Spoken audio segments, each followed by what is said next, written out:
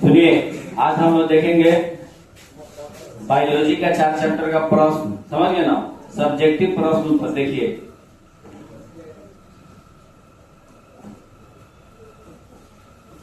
देखो, उत्सर्जन को अंग्रेजी में क्या कहते हैं?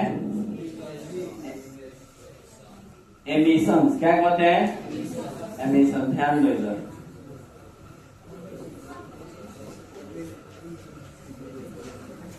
उत्सर्जन किसे कहते हैं? उत्सर्जन किसे कहते हैं? उत्सर्जन किसे कहते हैं? ठीक है ना? 2020 में सवाल पूछा हुआ है। जीवों के शरीर से उपापचायिक क्रिया के फलस्वरूप उत्पन्न गंदे या अपशिष्ट उत्सर्जित पदार्थ जिनको शरीर से बाहर निकालने की प्रक्रिया को क्या कहते हैं? उत्सर्जन। एक बार देखिए, जीवों के शरीर से उपापचायिक क्रिया के फलस्वरूप उत्पन्न गंदे अपशिष्ट पदार्थ जिनको शरीर से बाहर करने की प्रक्रिया को उत्सर्जन कहते हैं। इसको ऐसे बोल सकते हैं, जीवों के शरीर में उपापचायिक क्रिया के फलस्वरूप बने ऐसे पदार्थ जिनको शरीर से बाहर निकालना क्या है? आवश्यक होता है। ठीक है ना? उसी को हम लोग क्या कहते हैं? बाहर जब हम लोग निकालते हैं उसको क्या कहते हैं? उत्सर्जन। ठीक है? उत्सर्जित पदार्थ क्या है? उत्सर्जन एक प्रक्रिया है, वो पदार्थ नहीं है। समझ गए ना? उत्सर्जन एक क्या है? प्रक्रिया है। उत्सर्जन एक प्रक्रिया है। समझ गए ना? जैसे आपसे कहे कि श्वसन एक प्रक्रिया है। ठीक है? लेकिन श्वसन में जो चीज बाहर निकल रहा है वो कार्बन डाइऑक्साइड क्या है? तो कार्बन डाइऑक्साइड एक पदार्थ हो गया। समझ गए? लेकिन उत्सर्जन श्वसन पदार्थ नहीं, श्वसन प्रक्रिया। उसी तरह उत्सर्जन एक प्रक्रिया है और जो चीजें बाहर निकलता है उसको उत्सर्जित पदार्थ कहते हैं। ये भी 2020 में पूछा हुआ है। ठीक है? देखो, आहार नाल में पाचन के बाद पचा भोजन अवशोषित होकर परिवहन द्वारा कोशिकाओं में पहुंचता है। यहाँ उनमें अनेक उपापचायिक क्रियाओं जैसे ग्लूकोज तथा वसा अम्लों का ऑक्सीकरण एवं प्रोटीन का विखंडन इत्यादि होता है। कुछ ऐसे पदार्थों का भी निर्माण होता है जो शरीर के लिए अनावश्यक एवं विषाक्त होते हैं। ठीक है? इन्हीं पदार्थों को उत्सर्जित पदार्थ कहते हैं। शॉर्ट में हम लोग बोलेंगे, उपापचायिक क्रियाओं के फलस्वरूप कुछ ऐसे पदार्थ का निर्माण होता है जो शरीर के लिए अनावश्यक और हानिकारक होते हैं। क्या होते हैं? हानिकारक होते हैं। ऐसे ही पदार्थ को क्या कहते हैं? उत्सर्जित पदार्थ कहते हैं। ठीक है? आगे देखो, उत्सर्जित अंग किसे कहते हैं? किसे कहते हैं? अंग का मतलब होता है हुआ कि जिस उत्सर्जन जान गए, उत्सर्जित पदार्थ जान गए, उत्सर्जित अंग किसे कहते हैं? ध्यान दीजिए इधर। जटिल बहुकोशिकीय जंतुओं में अपशिष्ट पदार्थों को शरीर से बाहर निकालने के लिए विशेष रचनाएं पाई जाती है जिसे उत्सर्जित अंग कहते हैं।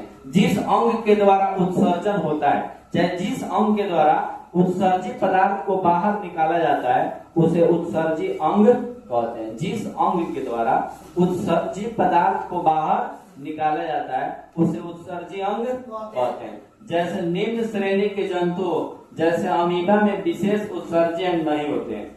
अमीबा में काहे नहीं होते हैं?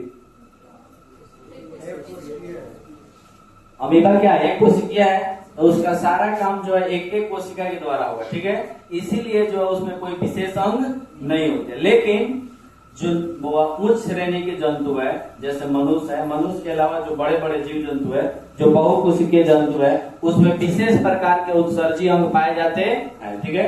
देखो, अमीबा में कार्बन डाइऑक्साइड तथा नाइट्रोजनी पदार्थों में मुख्य रूप से अमोनिया जैसे उत्सर्जित पदार्थ बनते हैं। ऐसे उत्सर्जित पदार्थ शरीर की सतह से विसरण के द्वारा बाहर निकल जाते हैं। समझ गए ना? अमीबा में विसरण द्वारा उत्सर्जन होता है। किसके द्वारा? विसरण के द्वारा। ठीक है ना? मानव शरीर की प्रमुख उत्सर्जित अंग का नाम लिखिए। मानव शरीर का प्रमुख उत्सर्जित अंग क्या है? मनुष्य का उत्सर्जित अंग क्या है? देखिए, ध्यान दीजिए, पूछा हुआ है 1500 में। ठीक है ना? 2025 में पूछा हुआ है। मानव का प्रमुख उत्सर्जित अंग निम्नलिखित है। सबसे पहले त्वचा क्या है? मानव शरीर का सबसे बड़ा उत्सर्जित अंग त्वचा है। जिसमें श्वेत ग्रंथि पाया जाता है। इसमें छोटे छोटे छिद्र पाए जाते हैं जिससे पसीना बाहर निकलता है। यह शरीर के ताप को संतुलित करता है। आपको पता है आपके शरीर पर जितना जगह चमड़ी है वहां सब जगह पसीना होता है ना, पसीना होता है। अब पसीना में वो छोटा छोटा, यहाँ ध्यान दीजिए, कह रहा है कि त्वचा सबसे बड़ा उत्सर्जन है। मानव शरीर का सबसे बड़ा उत्सर्जन क्या है? त्वचा है। मानव शरीर का सबसे बड़ा उत्सर्जन क्या है? त्वचा है। और त्वचा पर छोटा छोटा छिद्र होता है जिसकी सहायता से पसीना बाहर निकलता है और यह ताप का संतुलन करता है। ताप समझ रहे हैं ना? इधर क्या हम लोग ताप का संतुलन करता है। टेम्परेचर, शरीर के अंदर टेम्परेचर बनाने का काम करता है, टेम्परेचर को नियंत्रित करता है। पसीना जब होता है, देखिएगा, जब ज्यादा टेम्परेचर होता है तो पसीना होता है, जब कम होता है तो पसीना नहीं होता है। ठीक है ना? अब हम लोग दूसरा है उत्सर्जन फेफड़ा है। बचिए फेफड़ा के बारे में देखिए। यह मानव का प्रमुख उत्सर्जन अंग होता है जिसकी संख्या एक जोड़ी होती है। एक जोड़ी मैंने कय गो? दो गो। कय गो? हाँ, एक जोड़ी होती है। यह शरीर के अंदर निर्मित CO2 गैस को शरीर से बाहर निकालने का कार्य करता है। इसके अलावा लहसुन और मसाला के दुर्गंध को बाहर करने का कार्य करता है। समझ गए ना? लहसुन और मसाला, लहसुन और मसाला के दुर्गंध को। एक और चीज वो प्याज, प्याज का हम लोग प्याज खाते हैं, चाहे लहसुन कोई मसाला खाते हैं जो ज्यादा स्वादिष्ट होता है। ठीक है ना?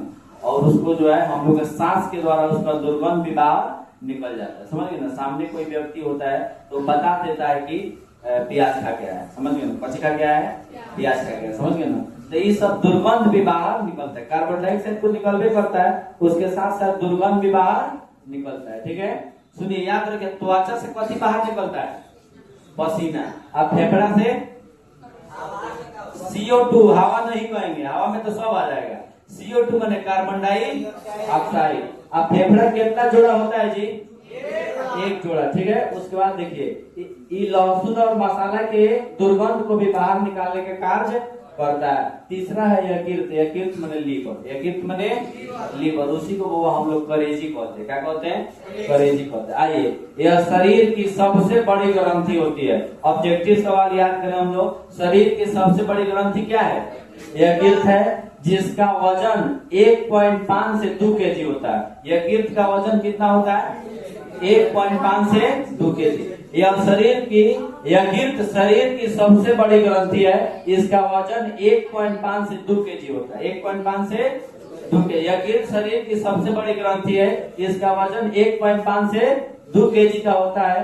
इसे जिगर भी कहा जाता है। क्या कहा जाता है? जिगर।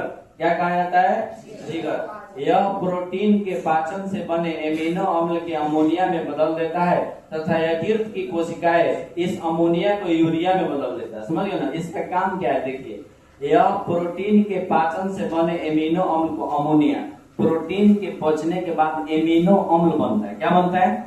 एमिनो अम्ल। उसको अमोनिया में बदल देता है तथा यकृत की कोशिकाएं इस अमोनिया को यूरिया में बदल देता है। समझ गए ना? आज शरीर में यूरिया बना, इसका मतलब पेशाब। समझ गया ना? देखिए, ये है वो करेज। देख रहे हैं? देखो, नहीं देख रहा है तो कथी कैसे देख गया?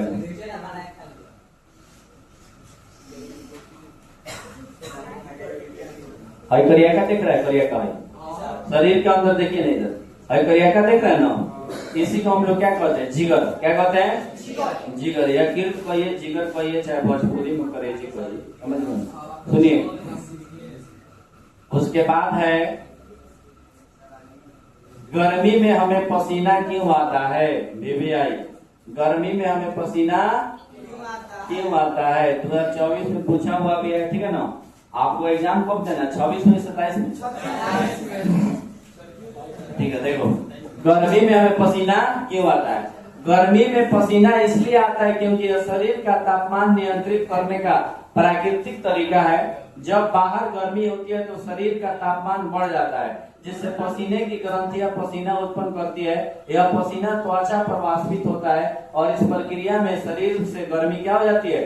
दूर हो जाती है, जिससे शरीर ठंडा हो जाता है। जब तापमान बढ़ता है, अपना भाषा में लिखेंगे हम लोग, जब तापमान बढ़ता है तो जो त्वचा होता है ना, त्वचा पर जो है पानी वाष्प के रूप में बाहर निकलने लगता है। वाष्प के रूप में बाहर निकलने लगते हैं, उसी वाष्प को हम लोग पसीना कहते हैं। अब पसीना निकलने के बाद जब पसीना पूर्ण रूप से निकल जाता है तो उसके बाद थोड़ा सा ठंडक महसूस होती है। ठीक है, आप केमिस्ट्री में 9th क्लास में पढ़े भी होइएगा कि वाष्पन की प्रक्रिया में ठंडक महसूस होती है। वाष्पन की प्रक्रिया में ठंडक महसूस होती है। आप हाथ पर जल लीजिए, जल को लीजिए, उसके बाद ये पानी कुछ देर बाद उड़ जाएगा, सूख जाएगा, हाथ सूखेगा ना, धूप में रखिएगा तो पानी कुछ देर बाद उड़ जाएगा, उसके बाद आपके हाथ को थोड़ा ठंडक महसूस होगा। ठीक है, कहीं कि वाष्पन की प्रक्रिया में ठंडक महसूस होता है। ठीक है, आओ उसके बाद देखो, मानव मूत्र संरचना का सचित्र वर्णन करे, चाहे या वृक्क का नामांकित चित्र बनाकर वर्णन करे, चाहे मानव उत्सर्जन तंत्र का सचित्र वर्णन करे।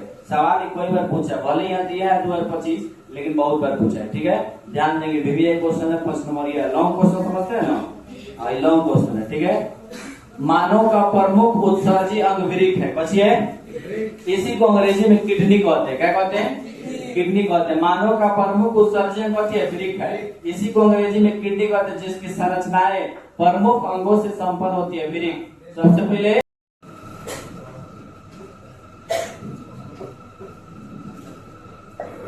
देखिए, अगला सवाल है, मानव उत्सर्जन तंत्र का सचित्र वर्णन करें। मानव उत्सर्जन तंत्र का सचित्र वर्णन करें, ध्यान दीजिए।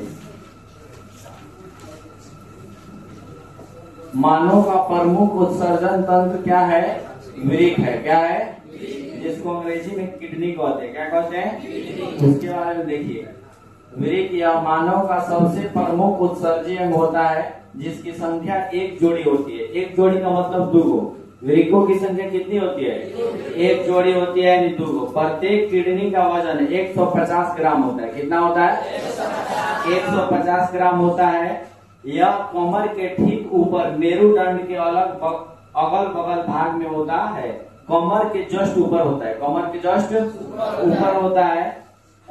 वृक्क के बाहरी भाग को कार्टेक्स कहा जाता है, जिसका आकार अवतल होता है। क्या होता है? अवतल। यहाँ फिगर दिया हुआ है, देखो वृक्क को। ठीक है ना, नहीं हो जाएगा तो दूसरा भी फिगर हम लोग ला सकते हैं। ठीक है, वृक्क के धौसे भाग को पेल्विस कहा जाता है। वृक्क का कार्य नाइट्रोजनी जैसे गंदे पदार्थ को बाहर निकालने का कार्य करता है। वृक्क का कार्य क्या है? गंदे पदार्थ को बाहर निकालना। ठीक है, इसमें कौन कौन सा अंग जुड़ा हुआ है, कौन कौन सा वाहिनियां जुड़ा हुआ है, उसके बारे में देखो, हम लोग देखेंगे। उसके बाद मूत्र वाहिनी। मूत्र वृक्क के पेल्विस भाग से निकलने वाली वाहिनी को मूत्र वाहिनी कहा जाता है, जो मूत्राशय से जाकर खुलता है। कहाँ खुलता है?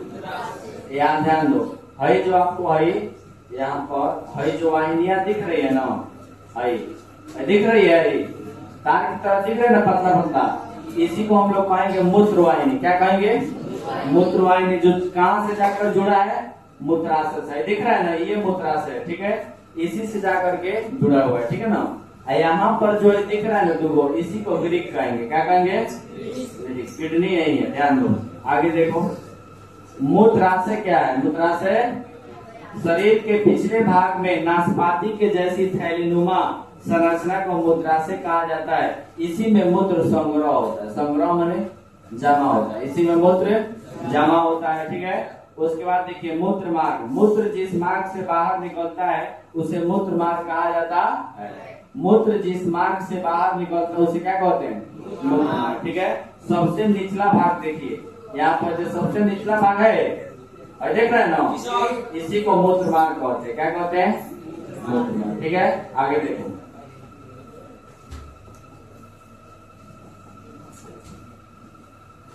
अब मूत्र की बनावट। मूत्र की बनावट सवाल है, थोड़ा ध्यान देंगे हम लोग कि मूत्र की बनावट कैसे होती है। मूत्र में साधारणतः जल, यूरिया तथा सोडियम क्लोराइड विद्यमान होते हैं। अगर एक मनुष्य 24 घंटे में 80 से 100 ग्राम प्रोटीन आहार के रूप में लेता है तो उसके मूत्र की प्रतिशत मात्रा क्या होगी?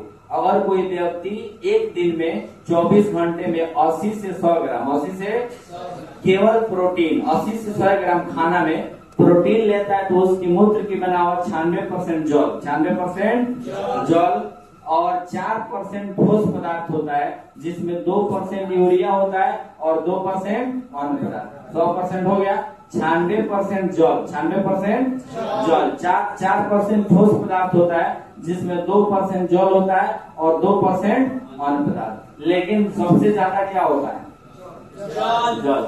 यहाँ पर वो 2% यूरिया भी है, पता है ना? यूरिया है, 2% क्या है? यूरिया है। मूत्र का पीला रंग किस वर्ण के कारण होता है? यूरोक्रोम। किस वर्ण के कारण? मूत्र का पीला रंग किस वर्ण के कारण होता है? यूरोक्रोम। ठीक है, उसके बाद देखो यूरिक अम्ल। यूरिक रक्त में इसकी सामान्य मात्रा 2 मिलीग्राम से 3 मिलीग्राम प्रत्येक 100 ml रक्त में होती है। प्रतिदिन करीब 1.5 से 2 ग्राम यूरिक अम्ल मूत्र के साथ उत्सर्जित होता है। मूत्र का पीला रंग इसमें स्थित यूरोक्रोम के कारण होता है। किसके कारण? यूरोक्रोम के कारण। मूत्र का पीला रंग किसके कारण होता है? यूरोक्रोम के कारण होता है। ठीक है, आगे देखो, आगे हम लोग देखेंगे डायलाइसिस मशीन क्या है। डायलाइसिस मशीन कल हम बताए थे। डायलाइसिस मशीन कब लगाया जाता है? जब आपका ब्रिक काम करना बंद कर दे। ब्रिक काम करना बंद कर दे। ठीक है, चलो देखो परिभाषा के रूप में देखेंगे। अगर किसी व्यक्ति को चोट लग जाने के कारण या संक्रमण या मधुमेह, उच्च रक्तचाप। मधुमेह का मतलब क्या होता है? चीनी बीमारी। क्या होता है? चीनी बीमारी, शुगर जिसको बोलते हैं। उच्च रक्तचाप का मतलब होता है ब्लड प्रेशर हाई हो जाना। ब्लड प्रेशर, उच्च रक्तचाप बढ़ जाने से किडनी क्षतिग्रस्त हो जाती है। क्या हो जाती है?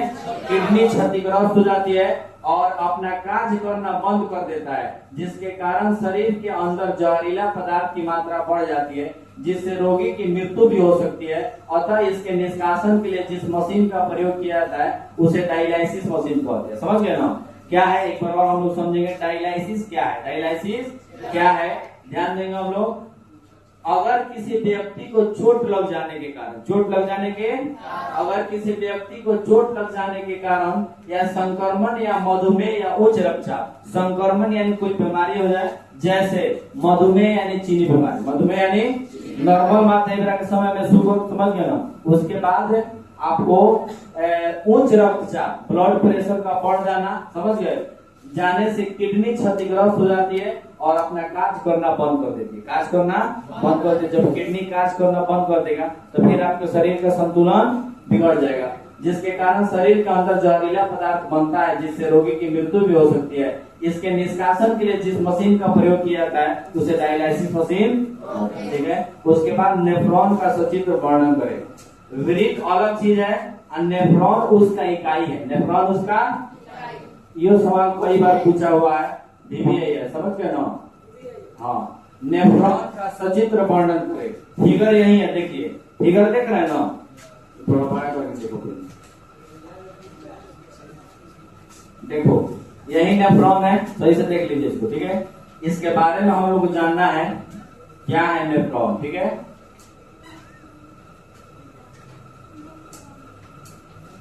अगर यहाँ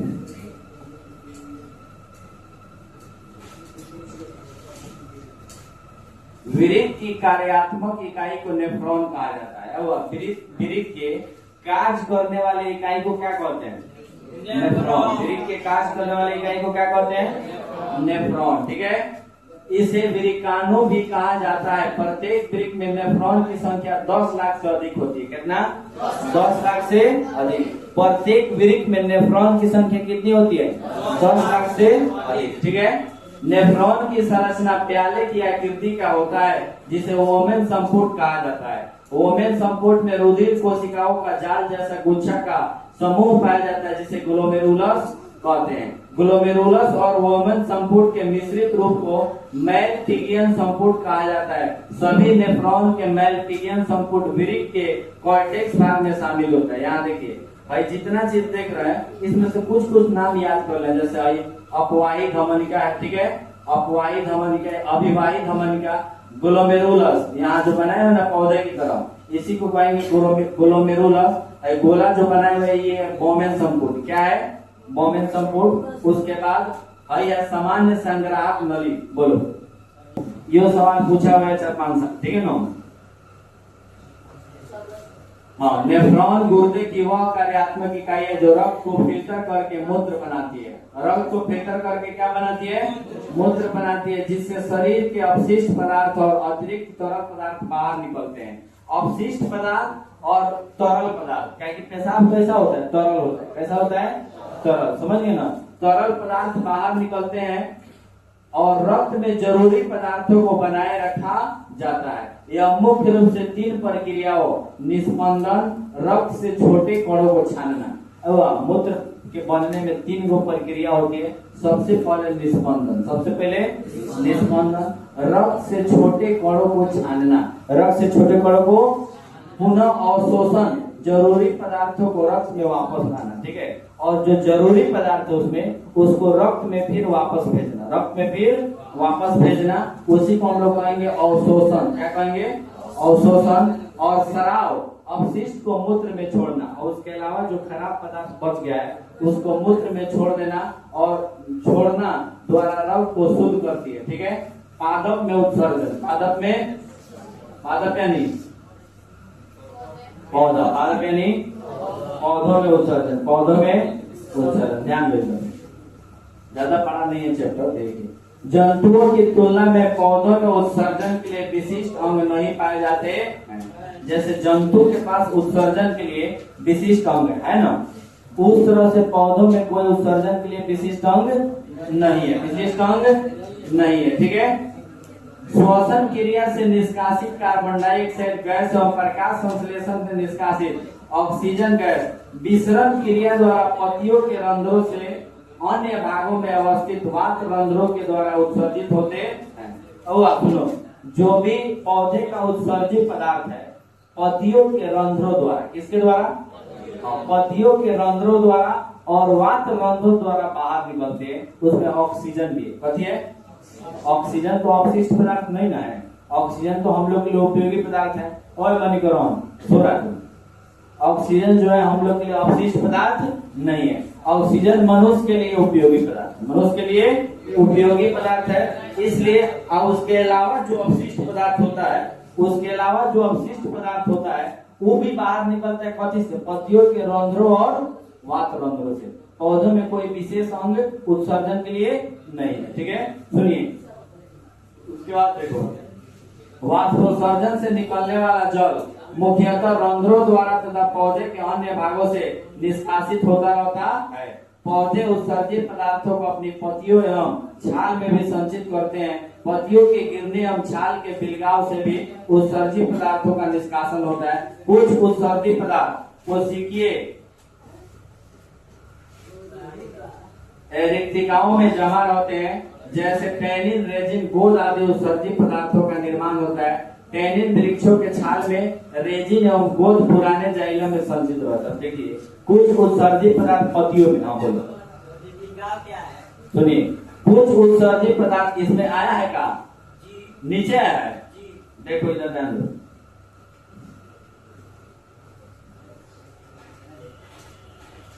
हाँ, पहले हम लोग जानेंगे किस भाग से पौधे का निकलता है अपशिष्ट पदार्थ? रंध्रों और वात रंध्र, रंध्रों और वात रंध्र। पौधे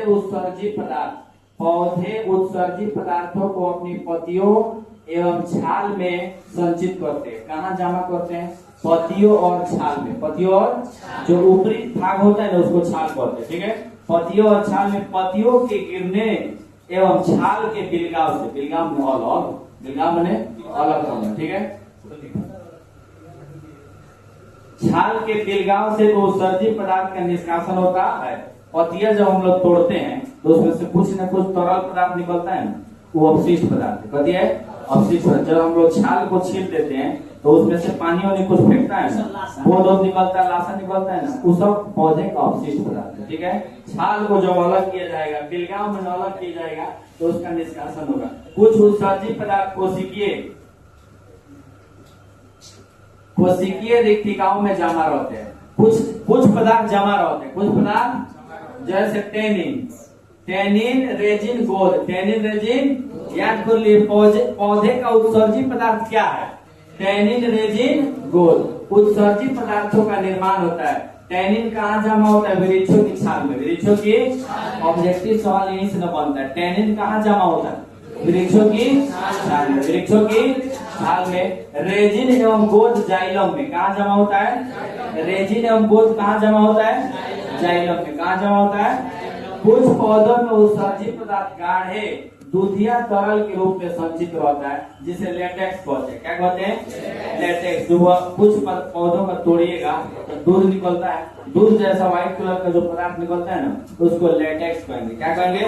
लेटेक्स। समझ गए ना? लेटेक्स। अगर आप पीपल, बरगद या पीला कनेर की एक ताजी पत्ती को तोड़े तो आपको उजला दूधिया एवं लेटेक्स दिखाई पड़ता है। वह पीपल का, चाहे बरगद का, अच्छा वो छोटका पतिल का पातो है, वो नहीं होता है। समझ गए ना?